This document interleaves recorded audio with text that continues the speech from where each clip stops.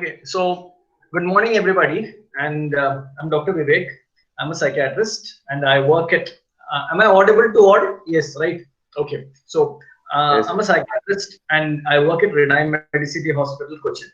So today I'm going to talk to you and give you certain tips about how to manage stress during this difficult period. Say from March, April, May, June, and it is continuing. It is a difficult period for all of us, not just for young people, for children, young, old, everyone working, studying. It's been a huge change for us. It's a new normal. Like things which were very normal for us, going out, talking, interacting, social interactions, all have been curtailed. Though we want to do it, it's not possible. We are asked to wear masks, we are asked to wash our hands, we are asked not to get out of the house unnecessarily. So the basic thing about humans is the social interaction. That is something which we are asking people not to do. Secondly, one thing which we always, like psychiatrists as me, always tell people is reduce screen time. Unfortunately, now this is the only way we can communicate. So there should be a effective, or it should be a proper use of the screen too. So and even yesterday, the people coming with these issues have increased. It could be stress, it could be anxiety, it could be job related issues, it could be pay cuts, it could be layoffs, it could be marital problems, difficulty managing homes, difficulty managing work, home, children, studies, look after the old people. So sometimes it is very difficult to multitask, and it is more for the females now. And some, when for the males, the problem now is they have to step in now. They can't tell that they have to go out and work. They are at home, so they have to help out. So there have been a multitude of issues over the last few months, and the way things are going, it could extend for a longer period. So in this talk, I will be divided into three parts. The first part is how can you identify stress or anxiety in your life? Two, how can you handle it at your level? And three, the third part will be on some questions which you have sent anonymously, which I'll be discussing. Most of them I'll be discussing in my discussion itself.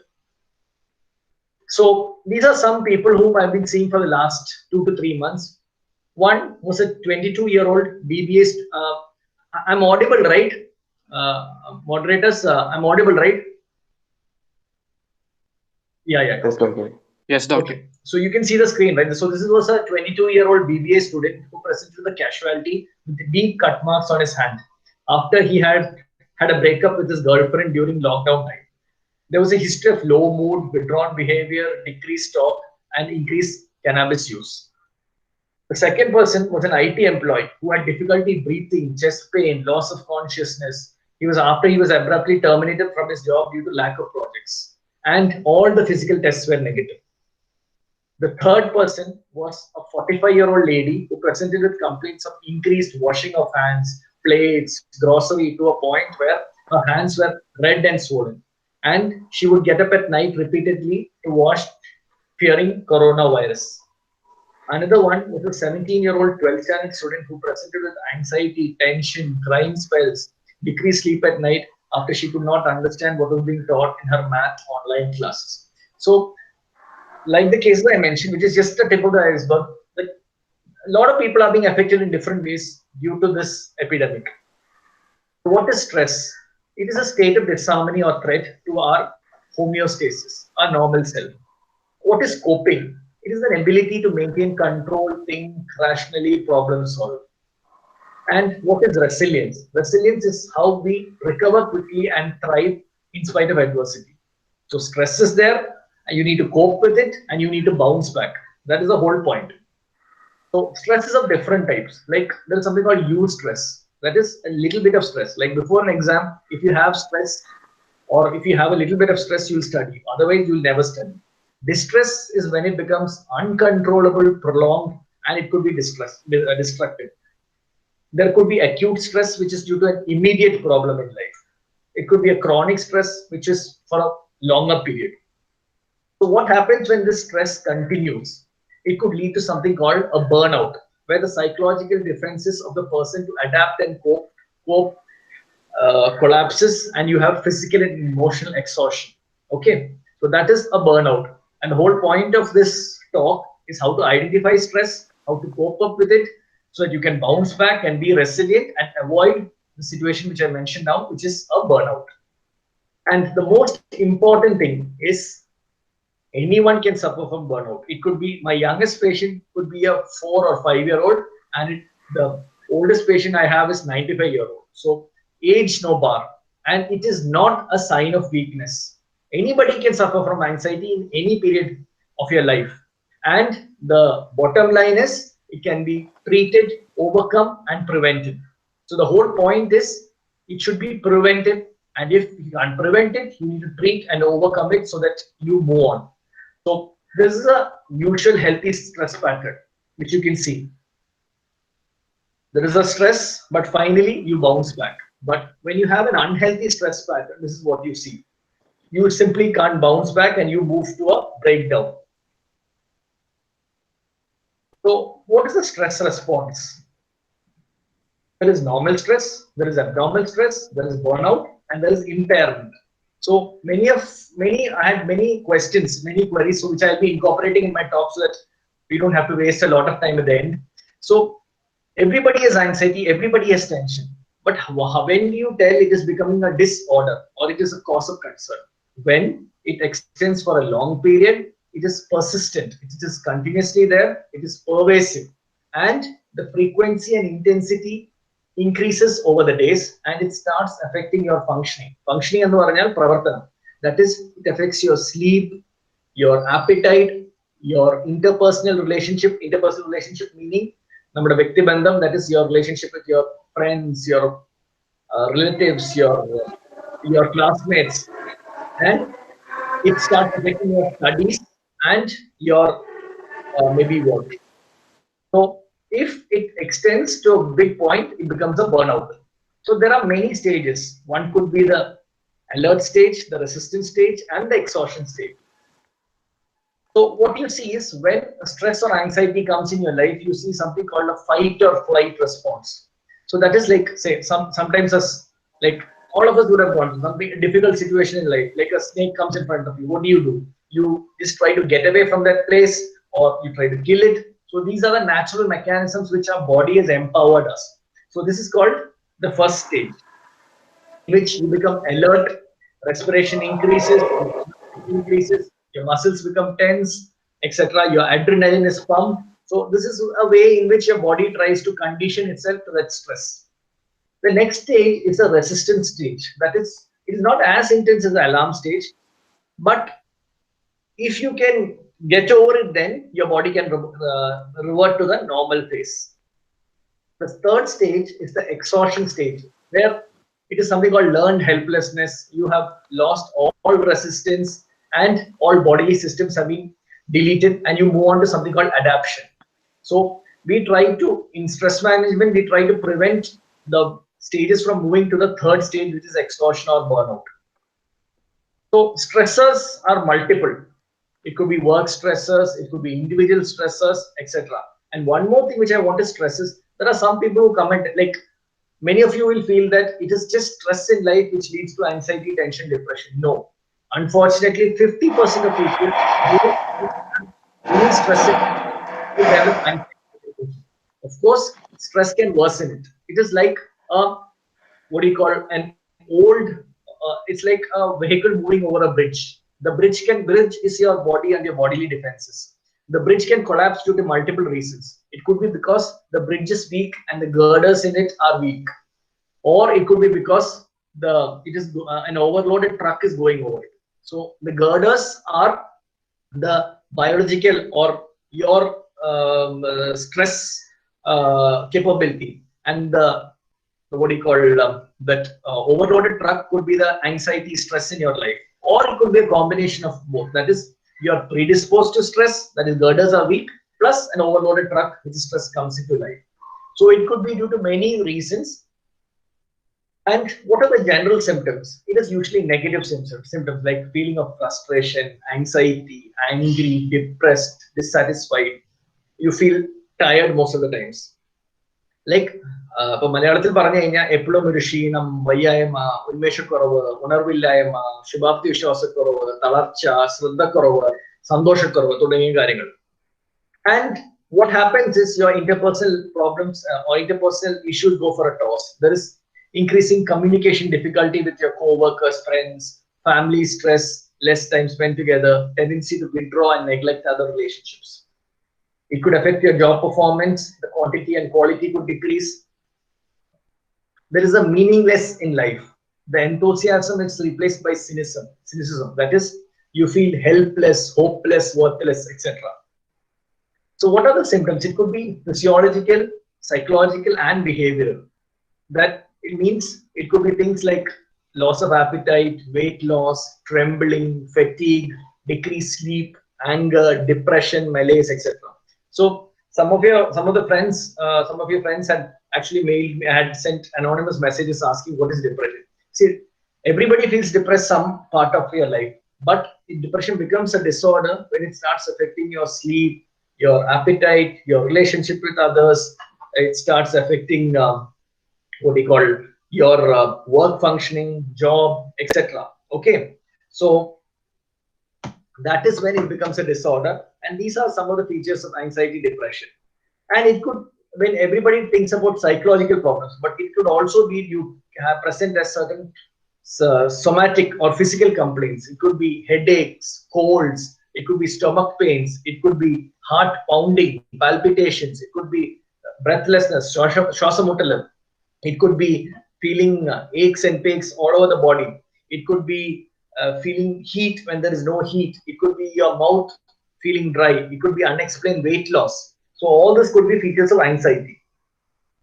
And basically symptoms like emotional exhaustion. You feel tired most of the time. You feel depersonalized. There is reduced personal accomplishment, etc. could be seen. And what are the behavioral consequences? When stress becomes a distress, your job performance falls. Workplace accidents are more common.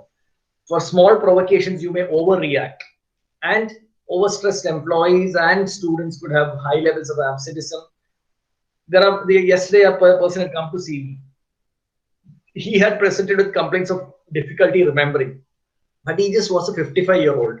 But it was due to his anxiety, stress that he had a difficulty remembering information, making decisions, etc. He was working as a clerk in a government department, but now he used to make silly mistakes. He could not focus. He would lose interest, etc. So he was sent by the neurologist because he went to the neurologist telling that he has got dementia or he's got memory problems. While unfortunately, it was the anxiety levels which is making him do so. So if you treat the anxiety in many cases, you have to rule out a dementia or a actual problem. But once you rule that out, if it is anxiety, if you reduce the anxiety, your attention issues can be taken care of. What are the signs of excessive stress? It could be confusions in thinking. It is called ambivalence. Should I do or should I not do? Difficulty making decisions. It could be increased heart rate. It could be a rapid breathing. It could be signs of depression, which I mentioned before. It could be change in eating habits. So what we see now is lockdown time, many people have increased their weight. That is because there is something called binge eating. You eat to reduce your anxiety. Then you feel guilt. Again, anxiety comes, you again eat. So it becomes a vicious cycle. Feeling overwhelmed. It is hopeless, helpless, worthless. Negative feelings about self, the future around you, people around you. Headache, sleep disturbances. It could be decreased sleep or increased sleep. It could be difficulty concentrating, getting angry, upset stomach. That is, there is something called irritable bowel syndrome. That is, anxiety can worsen it. Like you feel like going to the toilet repeatedly. Even after defecating, you feel like it is not complete. Your stomach feels full, upset stomach, job dissatisfaction. All are signs of excessive stress.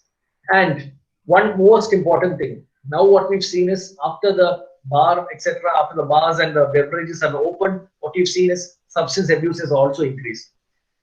Just yesterday, I had a patient who had stopped drinking, but because he had anxiety, his business was not going well. He tried to get a token to buy alcohol. He didn't get it, so but he needed to get it, so he got it through some other person through by paying extra.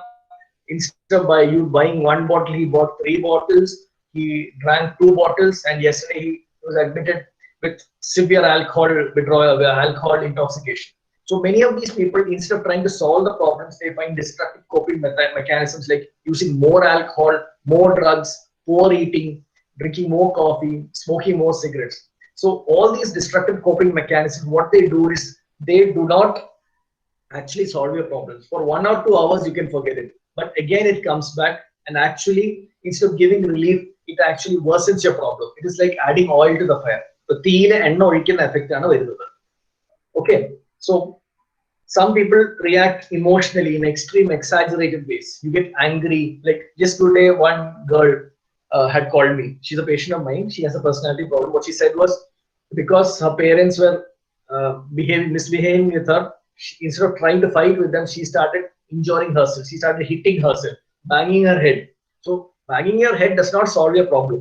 You need to solve your problem and move on.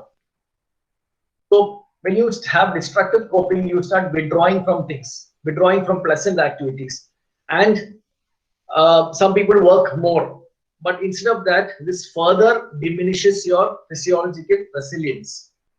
So like I mentioned before, it can present with a lot of physical complaints like diminished immunity. Such people who have stress could develop a lot of illnesses. They have headache, fatigue, they feel tired, there is weight gain, you have cholesterol problems, your pressure shoots up, you get heart disease, things like skin diseases like psoriasis, digestive problems, anxiety, depression, alcoholism, substance abuse, irritable bowel, which I mentioned before, like you frequently have to go to the toilet, your stomach feels full, you feel like vomiting, fibromyalgia. This is usually seen in females, middle-aged females, like multiple aches, pains, etc. You do multiple investigations, nothing comes. You do multiple scanning, nothing comes. Decreased sexual drive. This is also a major problem these days. There is a major issue, and which is unfortunately missed out unless asked. So now we move on to the second part of our discussion, where till now I was explaining on what is stress and how do you identify stress, because multiple times what we see is only when it becomes a distress, or only when it becomes a suicidal attempt, or only when it becomes like you are like lose your job, do they come to you. It is all about prevention. So what can we do? The first and most important thing is to know yourself. That is, know your limitation. What are your good points? What are your bad points? How long, how much can you stretch yourself? Gauge your reactions. Learn to take each day one step at a time. Become a stress expert. Right? Like that is the first part, how it affects your mind and body. And the most important thing is don't do nothing. If you think you're getting burned out and the symptoms, at least speak to someone about it. Many of your problems, if you talk to somebody about it, 50% of your problems come down. Yesterday, I had an engineering student. She's an architecture student, actually. She had multiple issues, but what she said to me was that she would not talk to her mother, because if she talked to her mother, she was worried her problems would overwhelm her mother. But when we asked her to talk to her mother, the problems came down. So 50% of your problems can come down if you share it with somebody. So we can have a 12-point personal plan. That is, identify the sources of pressures in your life. That is, become a stress expert and try to identify what are the sources. So it is all about identifying the sources of your life. Then tackle the cause of your stressor by certain SMART goals. That is, it should be specific. If you have multiple problems, you try to solve all of them, nothing works. So work on a specific problem. It should be measurable, that how big or small it is. It should be achievable. Tomorrow I tell I want to buy a Mercedes Benz, I don't think I can do it, but something which is achievable, and it should be realistic, and of course time bound. So it should be specific, measurable, achievable, realistic, and time bound. And you need to prioritize. Sometimes all your problems cannot be solved in one day. Some problems are beyond, like as of now, COVID, economy, recession, job loss. Sometimes some things are beyond your control, but there are some things which you can do. So prioritize on things which you can work on and make a difference. You need to monitor your progress and reward your success and examine failures. So that is very important. When you are in a negative mood, that is, nothing is working, etc., small successes which will improve your confidence and make you do better. And you need to examine your failures and failure is supposed to be a stepping stone to success. So you identify your failures, learn from it so that you don't repeat the same mistake again and again. So there are certain other strategies. One most important thing is to be assertive.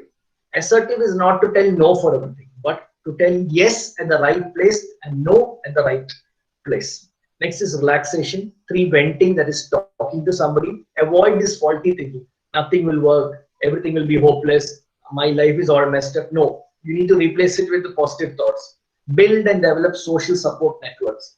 You need to have a social support system, conflict management, and of course time management. Now one major issue now is that nobody has to go to office, nobody has to go to school. So there are kids who get up at 7:30, brush their teeth, 8 o'clock, uh, without any taking a bath, they sit in front of their online classes. I think it's the same with college students too.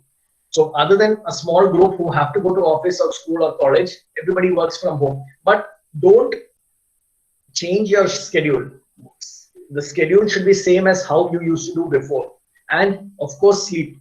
Now what is happening is instead of sleeping at 9, 10, people sleep at 2, get up at 10, again sleep, etc. So you need to have a disciplined, regulated lifestyle, even if it is a lockdown phase. Plan your activities. Plan your activities for that day, for that week, for that month, etc. Evaluate your progress, reward success. Of course, when you start doing this, you will understand that which is your preferred coping style. Maintain positive interactions with other people. That is also very important. The second last one is very important. You need to stay fit and healthy. Even if you can't go out, at least try to do a half an hour of some kind of physical activity. Because we give antidepressants, but there is an antidepressant inside your body. It is called endorphin.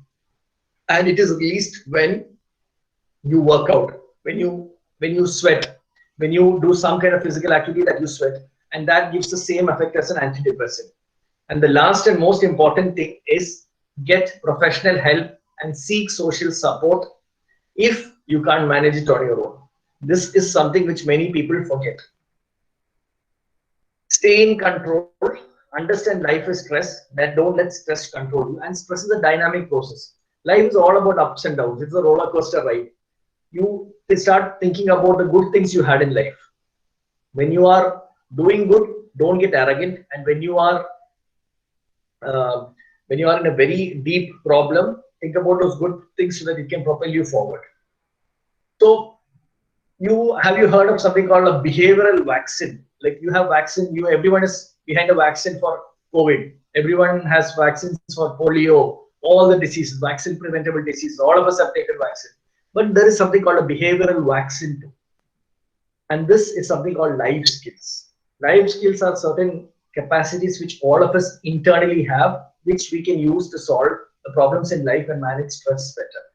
So according to the World Health Organization, there are things like self-awareness. You try to understand what are your pros and cons. Empathy. Empathy is just not sympathizing with the other person, but being in the other person's shoes. Critical thinking, on critically evaluating things. Creatively thinking and solving and moving on. Decision making and problem solving. Effective communication. Having good interpersonal relationship. Coping with stress. Coping with emotion. So using these things, you can develop a behavioral vaccine for any of your problems. And you need to avoid these maladaptive coping mechanisms like blurring of boundaries, avoidance, negative attitudes, anger outbursts, alcohol, drugs, hopelessness, negative self-talk, resentment, violence. None of these things help. And you can use certain positive things like positive role models who just think about people who are doing good. Like I'll give you an example. During all these problems where everybody is losing jobs, every business is closing, you must have heard that Reliance Jio has raised actually billions of rupees. So that even during this adversity, he's raised money. There are certain people who are doing real good now. So try to learn from them, their attitudes, their values, their skills, their patterns of thoughts. Try to learn the best practices from them so that you can incorporate it in your life. Be optimistic, have positive beliefs, because positive beliefs are associated with well-being, cognitive reframing, that you can reframe. Like when negative thoughts come, you can reframe it into positive thoughts, refute the negative thoughts, challenge those negative thoughts. Humor, like you find humor in your situation, and it is a mature coping mechanism. This is also very important. This is called problem solving skills. It consists of identifying the problem, looking at alternative solutions, evaluating the implications of the alternatives, and choosing the best to act upon. This is very easy to tell, but when we land into a problem, unfortunately, all logic, all rational thinking, everything goes for a toss. So you need to identify the problem, you need to generate solutions, at least one, solution two, solution three, and you have to look at the solution which gives you the best advantages and the minimal advantages, and you need to move on. Of course, religion, spirituality is good, but I'll give you an example. There's a lady admitted, she's from Adur. She had a psychotic episode, that is, she had fearfulness, suspiciousness. They're a highly religious couple, but her husband was like, I will pray to God and cure her. So a little bit of religion and spirituality is good, but if it is more, it is an issue. If it is less, it is an issue. If you find that religion spirituality helps you, you can pray. You can go to, as of now, don't go to a temple or church or mosque now, because it is pretty, it is not safe now. You can pray at home, but overdoing it is also an issue, because just 2 days back I had another student. I had another M architecture student who had come. She had too many projects and assignments to do. She was not sleeping, and she was reading religious books too much, and finally she had a breakdown. So everything in a reasonable measure is good, but if it is excessive, it's a cause of concern. Altruism, that is like helping out others, could also help you, motivate you to overcome the stress. Social support is definitely needed. You need to have a social support during the system. Things like muscle relaxation techniques, that is, you can use these muscle relaxation techniques to reduce stress, anxiety in your life. Meditation, of course, can help. There is a 4-step approach. One is called constructive self-talk. You try to motivate yourself that you have a quick recovery. You try to stop these negative thoughts coming into your mind, and you try to mentally divert yourself. Just like I mentioned before, exercise is the most potent and underutilized antidepressant, and the good part is it's free. But all of us have some kind of laziness. We inherent laziness. We don't work out. Today morning also I felt like I should work out, but somehow something came up and I couldn't work. I couldn't do my usual workout. But at least I'm hoping to do it in the afternoon after I go to my hospital and do the rounds. Anyway, so what happens with the exercise is, when you exercise, there are certain neurohormones, there are certain body hormones which are released called endorphins, which makes you feel good and has antidepressant, anti-anxiety effects. So it's free, you can do it, and your body develops and you're anxiety free. Eat right. Though I'm a person advising you to eat right, I had my lunch yesterday only at 3 o'clock. Please don't make such mistakes. You need to eat properly. You need to have a healthy breakfast. You need to have a healthy lunch and a decent, less calorific dinner. What we all do is we miss our breakfast, have a very light lunch, and have a very heavy dinner, which all turns into fat. Plus, you have all these things in between, which finally messes things up. So you need to have a balanced diet at the right time. Time management, this is also very important. All of us have 24 hours in our life, 24 hours on a daily basis. We need to use it pretty well, because in this specific period, most of us don't sleep at the wrong time, sleep late, get up late, do things that are not punctual, etc. It's very important that you manage your time well, so that you have time for everything. Time for exercise, time to read, time to communicate with people, not physically, but through other methods like social platforms. You need to work on your studies, etc. Family time. This is also important. You need to find time for your family too. Plus, there is something called personal time or me time. At the end of the day, you should need to give half an hour for yourself, for something you actually do. And one more important thing which was mentioned is, now what we find is, many people are into these OTT platforms, Netflix, Amazon Prime, Hotstar, etc., watching, chatting. So hours and hours, these can affect your psychological state. And whatever you see on this social platforms like Facebook, Instagram, etc., need not be an actual representation of reality. So take it all with a pinch of salt, and you need to have real-time relationships. And during this time when everybody is facing financial problems, you need to spend less and save more, because we don't know, we don't have an endpoint for this issue as of now, but we need to have a cautious optimism. Spend only for essentials as of now. And last but not the least, if things get out of control, you need to see somebody, a qualified mental health professional like a doctor, like a psychiatrist, who can help you get out of this problem. So some of you had messaged regarding certain illnesses, etc. You need to understand that if you have an illness, you try to solve it on your own. If not, you need to see somebody. So what we do is, if it is a mild psychological problem, we give behavioral management, not counseling, not talk therapy, but behavioral management on how to solve these problems and move on. Certain behavioral changes. But if it is a moderate to severe problem and it is affecting you deeply, the frequency, intensity is increasing, your functioning is affected, you need to take medicines. Medicines is not to dull your brain, damage your brain, but it is given so that these problems come down and you're more receptive to the therapy, the behavioral therapy. When you combine both, many of these problems can be solved. So the bottom line is, medications are needed for some, and it can help, and it is not lifelong. And please take it only on the recommendations of a qualified mental health professional like a psychiatrist. So thank you for a very patient hearing, and I've come to the end of my second part of the talk, which is how to manage stress better.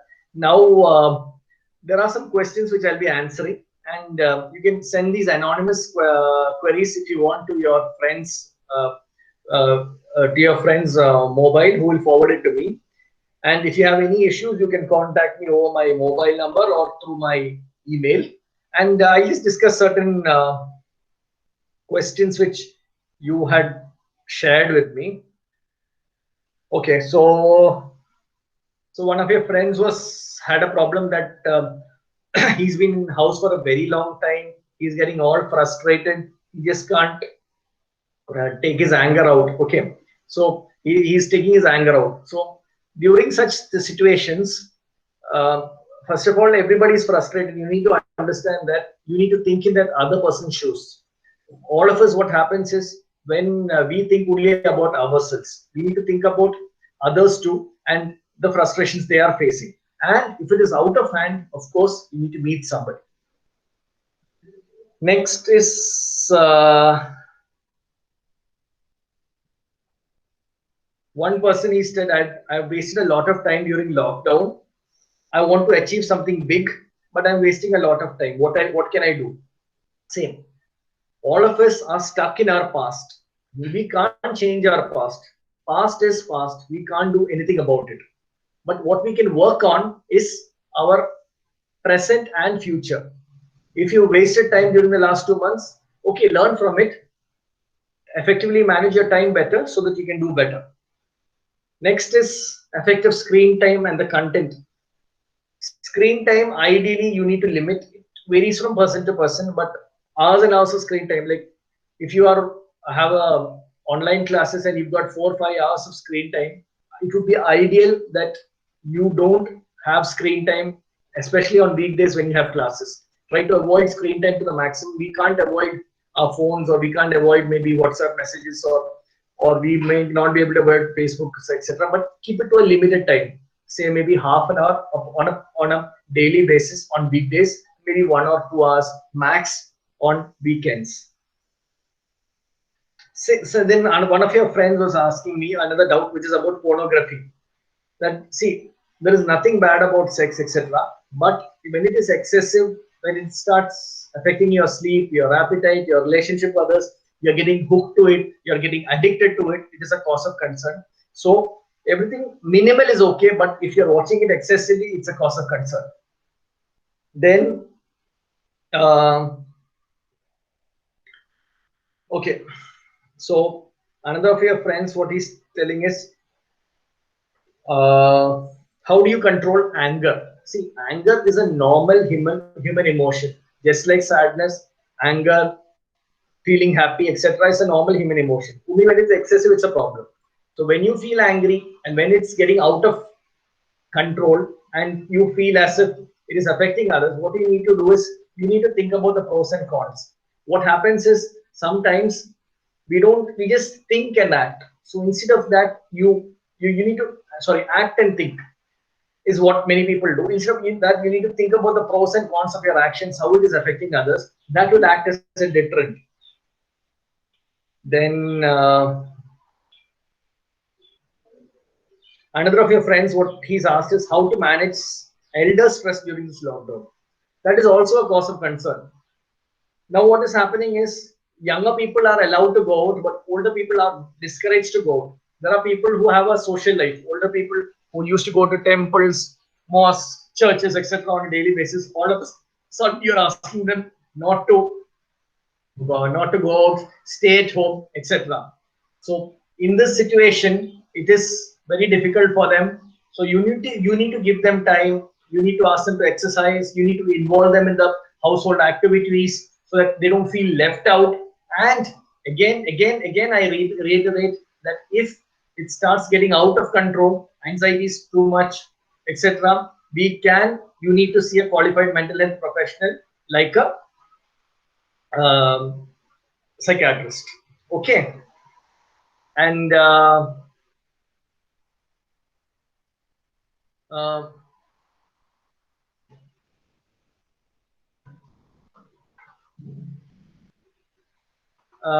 let me see if there are any more questions.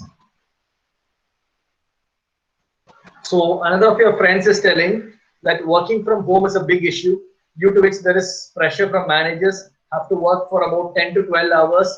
Also, there is a network issue. I don't know how to cope up with this stress.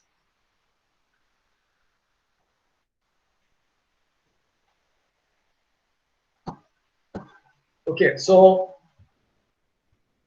see, I'm getting many people with the same problem, because initially what we had was maybe a 9 to 5 job, but now when you're working from home, it's extending from 9 to 9. You're expected to be available 24/7. Sometimes work does not happen during that. Work takes more. Some people are not working. You have to work extra. So it is, and along with that, you have to do the household chores. You have to manage the things at home. So it is taking a stress on everybody. So you need to compartmentalize things. You need to have a personal life. You need to have a professional life. You need to draw lines. You need to have adequate sleep. You need to reduce your what do you call extra screen time. Daily screen time could be difficult, but that extra screen time needs to be taken care of. Okay, so another of your friends. Okay, so some of them have asked me that when you have reduced personal accomplishment, would it lead to suicide? See, suicide can happen due to any reason. It could be an impulsive act. It could be due to stress, anxiety in life. So, but the most important thing about suicide is you can only prevent it. Once it happens, you can't do anything about it. And suicide could be due to multiple things. It could be due to depression, anxiety, drug abuse. It could be due to personality problems and people want to injure themselves, etc. So, the whole point about suicide is you can only prevent it. So, if you feel suicidal or you have somebody around who has certain suicidal tendencies, see, suicidal, like the first case which I mentioned at the start of the slide, start of the presentation, for a person who cut his hand. What his father was unfortunately not here. His mother and his brother noticed was that for the last few days he was quiet. He was not interacting with others. He was expressing ideas of hopelessness, helplessness, worthlessness. He was telling what is the point living. He was telling that he's not achieved anything. He was blaming himself for all these problems. But unfortunately, they could not identify that it was a depression, and only when he's cut his hand did his parents realize, did his mother realize that he was actually moving on to a. So there are a number of red flag lines of red flag signs of suicide. If you can identify them and take this person for treatment, which could be medication or behavioral management, you can prevent suicide. So another of your friends has asked out on the divorce rate, which is increasing. This is another major issue. And it's not the divorce rate, because now I don't think courts are functional, so you can't go there now. But there's a lot of conflict at home because everybody is at home. The kids are at home, the parents are at home, the grandparents are at home. There is no household help. So what is happening is there is a lot of issues, and these are unmanageable for both. And sometimes it's it's a lady at home who has to do everything, multitask. So many of these ladies are facing frustration issues, alcohol issues are there at home. So if you, for this, what you can do is, usually what happens is there is a communication gap. That is, many a times we think about certain things, but we don't tell our partner that. But we expect our partner to reciprocate. So if you can reduce the communication gap, if you can communicate properly and talk about the present and the future and not talk about the past, and avoid critical comments, you can avoid a lot of personal conflict at home. Plus, you need to have personal time for yourself. You need to have family time. You need to have family with time with your kids, with your friends, with your partner, etc. Then other areas which are not touched. Okay, so one of your friends has said that, does deep breathing exercise help you when you are stressed out? See, more than when you are stressed out, deep breathing doesn't help. But if you practice these deep breathing exercises on a regular basis, what you find is that people who practice this relaxation exercises, deep breathing exercises, when they are anxious, they are able to control their anxiety better. So it is more of prevention than during deep breathing when you are stressed out, though it helps a little bit. One important thing which I want to mention to you is about is destructive coping mechanisms. Many a times what we find is, when you are stressed, many people find distressing mechanisms like getting angry, injuring themselves, drinking, smoking, weed, etc. And taking out this on others, etc. So instead of doing these destructive coping mechanisms, what you can do is try to find the cause of your problem, try to talk it out to another person, try to solve it. If not, definitely seek help.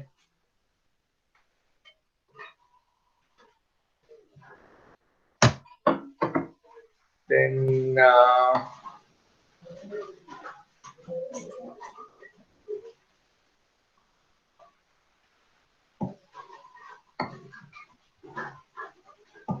okay, so another thing is this online thing.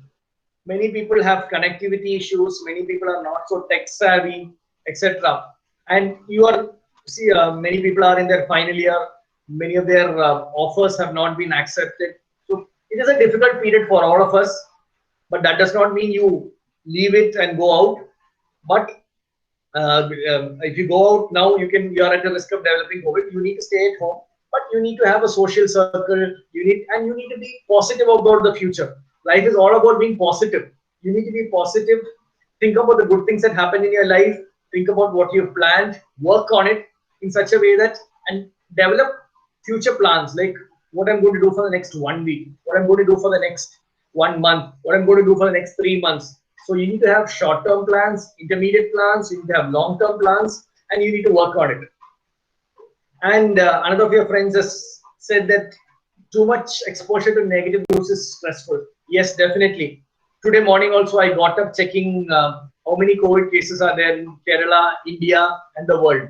So when you see a lot of negative news, everything looks negative. You start looking through a negative lens. But you need to definitely know what is happening around, but too much of research on negative news can make you all disturbed. Let me check out whether there are any other questions.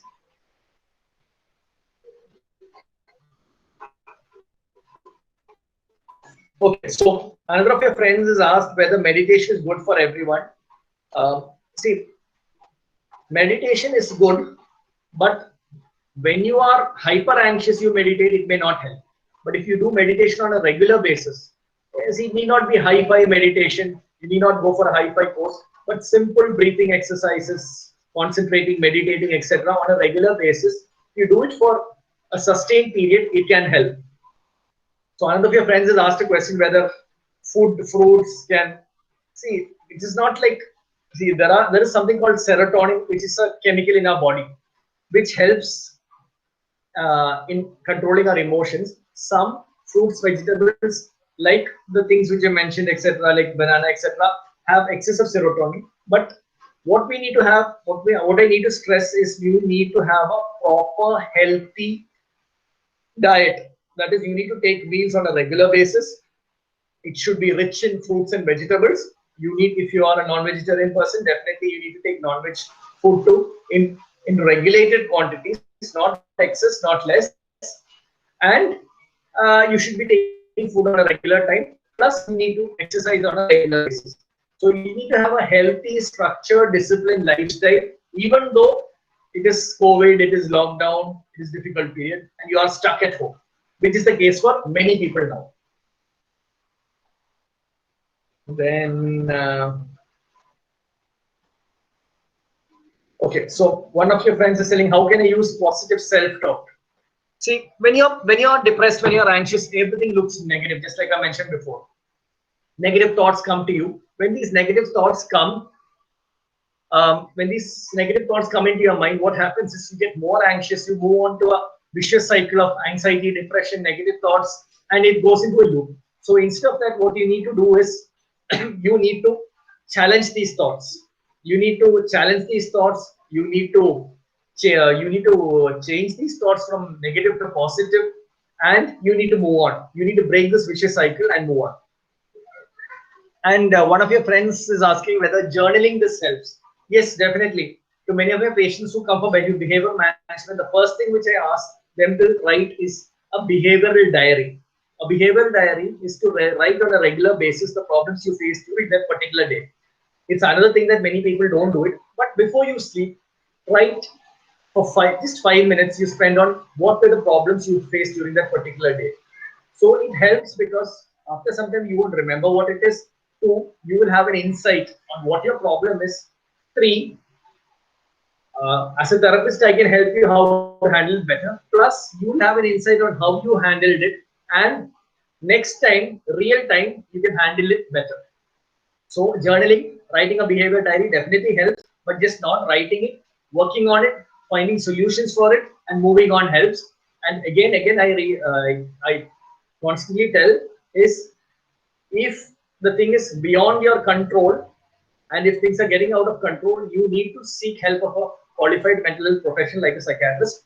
And this is psychological problems, mental health issues are just like any other problem. It is due to certain neurochemical changes in your brain. It could be due to family history, it could be due to drug use, it could be due to no particular reason, it could be stress in life, or it could be due to a combination of all these things.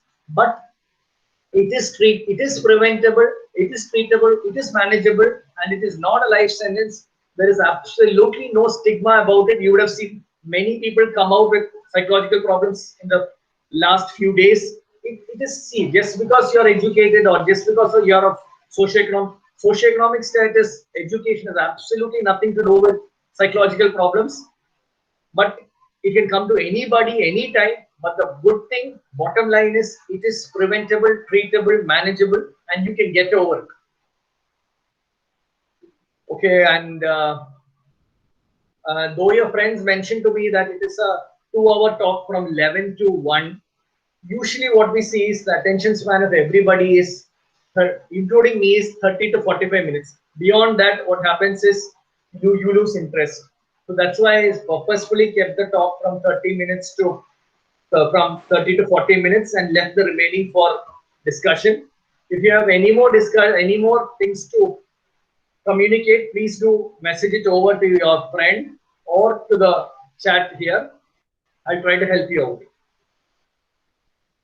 So another person is again message this, can you explain more about managing conflicts at home? So I'll just tell that again. Basically, most marital problems or most interpersonal problems or most relationship problems happen when there is a communication breakdown or when there's a wavelength problem, when there's a trust deficit. But the bottom line is a communication problem when partners, it could be husband, wife, it could be boyfriend, girlfriend, or it could be just two friends. When that communication, there's a communication barrier. It could be due to a wavelength issue, it could be due to some stressor, but when there is a communication problem, you don't express things to the other person. You start getting stuck in the past things. You don't think about the present and future. So what we tell is these five things: forget about the past, think about the present and future, avoid self-critical comments, avoid comments about the family, and if things go really out of hand, just leave the area so that it doesn't escalate. Because sometimes it starts on a very small thing. You start criticizing each other.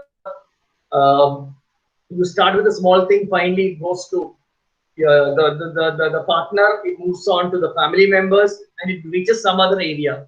And what happens is it doesn't stop there, but it remains in the mind of that other person. Next time a fight comes up, that also comes. So start on a clean slate, have a proper communication, express your feelings to the other person in a way that it doesn't hurt the other person, and try to problem solve, try to adjust. And if it does not work at your level, definitely see a qualified marital therapy specialist like a psychiatrist or a psychologist or a counselor who can help you solve these person problems, because a third person may be able to relate more to such issues. Okay, so anything else? If there is anything else, you can ask, message, so that I can help you guys out.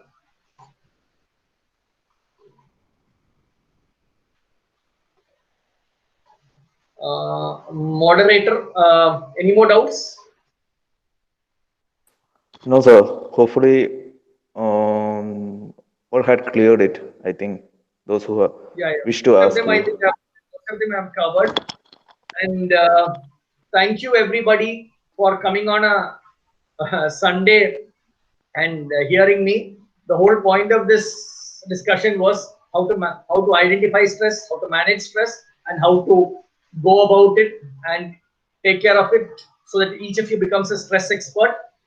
And it is difficult times for us, but we should be optimistic. We have overcome even difficult problems in the past, and I'm sure all of us will emerge stronger physically, mentally, and in every area, and move forward. Doctor, let me Thank you. wind up this section. Let me wind up this Yeah, section. Now, I am yeah. taking the duty to convey a word of thanks. Doctor, thank you, doctor, for sparing your valuable time during the daily routine time for us in this Sunday itself for about 1 hour. And I'm sure that for all the participants, the session was very much worthwhile, very much interesting, and new aspects were covered, and it touched our mind. I hope all our participants will feel the same what I stated above. And a gentle reminder for all participants, you can convey your personal remarks or feedback of this session. And this chat will be recorded and this feedback will be given to our doctor.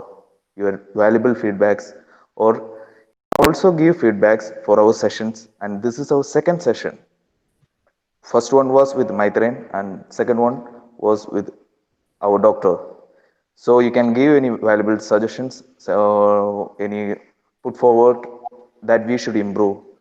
And doctor, our club works under CET, College of Engineering Trivandrum, and our club started its working from 2012, Bhumitra Sena CET, and it is our program coordinator is Dr. Biju Longinos.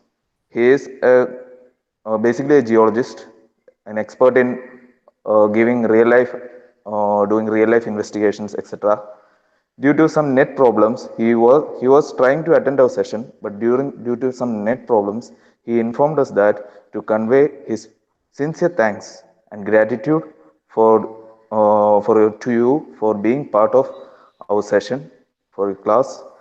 And on behalf of our club and our college, College of Engineering Trivandrum, I, on behalf of all of our members and all of our participants, convey our sincere gratitude to you, sir, Doctor. Thank you.